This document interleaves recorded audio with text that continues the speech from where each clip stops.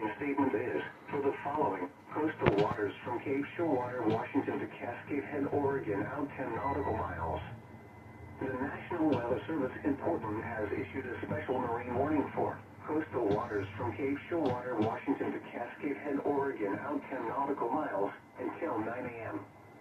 At 8:34 a.m., a strong thunderstorm was located over Ledbetter Point, or near North Cove, moving northeast at 40 knots. Hazard: wind gusts from 45 to 50 knots and small hail. Source: radar indicated. Impact: small craft could be damaged and briefly higher winds and suddenly higher waves.